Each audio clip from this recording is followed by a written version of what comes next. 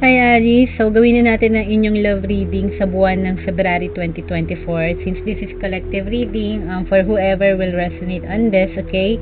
Kung hindi mag-resonate sa inyo, then hindi para sa inyo ang reading na to. Ganun lang yun kasimple. Okay, collective Aries, i-shuffle lang natin ng kaunti yung mga cards ulit in front of the camera. Kasi na pre-shuffle na to kanina, off camera. Okay? And then, kunin na natin ang inyong 5 cards at i-clarify natin para makuha natin yung buong narrative for whoever, no, will resonate with this kasi collective reading to. Okay. Unang baraha para sa ating Aries, meron tayong Y. Second card, meron tayong Here and Now. Meron tayong The Tribe. Again, lumabas sa general life reading nyo as a lesson learned. Maaaring connected din yung unang reading sa love life nyo. Meron kang Yang energy. Para sa akin, Ace of Wands energy to. Laging ganun ang resonate sa akin yung card na yan. And Time to Go. Lumabas din to sa general life reading. Sa maaaring connected sa love life yung unang reading kanina. Alright. So, tingnan natin, no, muna yung mga cards bago natin i-clarify. So, from the get-go, Aries, like you said, may new chapter ngayon sa love life mo, no? Or for you. Bagong simula sa'yo. Kasi nandyan ang Time to Go, nandyan ang Yang. Maaring reconnection or new connection to. Makakilala ka ng bago. New chapter, pwede ring same person, and then may reconciliation. Okay? Like I said, ang sinasabi dito, mag-focus ka at the moment. February 2024 ang timeline mo ngayon. Huwag mo nang isipin yung nakaraan. Huwag mo na ring i-anticipate yung maaaring mangyari sa future mo. Okay, wag muna. Live at the present daw. Pagdating sa connection mo. Ngayon, ang daming questions, no? In need of answers. Maaaring tuliro, confused tayo sa isang connection, sa isang situation, or sa person, or even sa love life mo lang in general at the moment.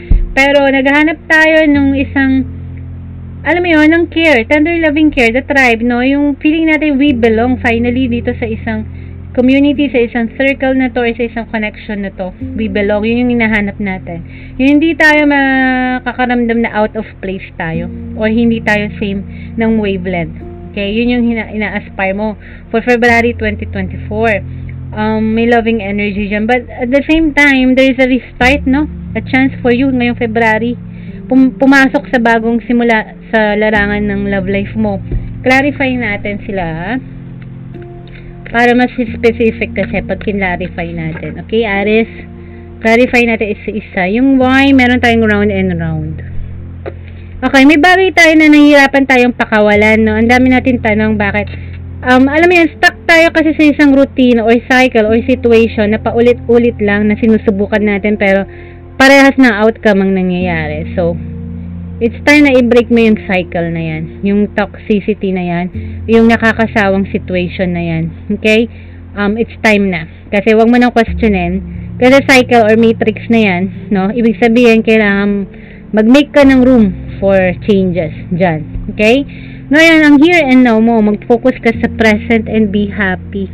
Kung single ka, be happy. Kasi nakatungtong ka sa isang eggshell na may keyhole. So, hawak mo ba ang susi? Nagaantay ka na lang na buksan mo yan. Or talagang papasok ka sa bagong door kasi nakatungtong ka doon, no? May keyhole. Nandiyan yung susi.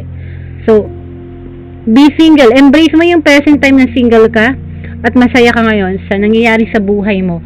Okay? May something sa pagiging single mo at the moment na masaya ka. Okay? Maaari na nakalet go ka na rin sa past and completely hindi mo na lang din anticipate yung future. Bahala na. Diba? Basta ako ngayon at the present timeline ko. Kung saan man ako, where it lead me, it's okay. Okay? Harapin natin pag dumating tayo doon. Yung nakaraan, tapos na. No? Sabi nga dito, wag na nating hanapan ng kasagutan. Okay? Kasi, kung paulit-ulit yan, then ang clear naman ng answer, gumawa ka ng bagong change doon sa routine na yon or situation na yon. Focus sa present at yung tribe, kinlarify ng clean it up. Okay? Clean slate. Nakita mo to. Bagong door, present time, no? Clean slate for you, okay? At February 2024, baka makahanap ka ng mga connection, friends man yan, family, or mga acquaintances na alam mo yun, kailangan mo nang i-wrap up tong round and round na to, okay? Yun yung sinasabi doon, para makita mo yung mga situation na belong ka, na feeling mo welcome ka at tatanggapin ka kung sino ka, okay? Wala dito yung energy na maturity or immaturity, okay? Kung sino ang mature, sino ang mas immature, wala. It's about, alam mo to, sharing, equal exchange, okay? Yun ang deserve mo, yun ang kailangan mong hanapin, okay? Ngayon yung yang, yung restart dyan, truth be told, lumabas din to sa position number 6 mo sa new beginning. At ito nasa lesson learned mo, no? So, maaring life reading mo kanina, yung general reading, related din sa love situations mo. Okay?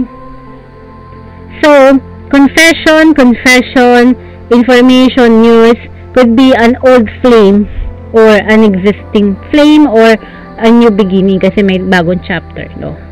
Pwede ito mag-resonate, new and old connection. Okay, may confession, may admission, may finally, no, may reconciliation, okay, or may magko-confess sa'yo na bago mong kakilala na maaaring makapag-start ng romantic interest, okay? Aries, nandiyan ang energy ng Ace of Wands. Now, ang time to go mo, kinlarify ng bless. So, nire-redirect ka to something better, no? A better situation. Okay, na-clean it up, may bless. Okay? Kasi, ang kailangan mo, pag nalinis mo, na-wrap up mo yung mess na yan, yung round and round na yan, no?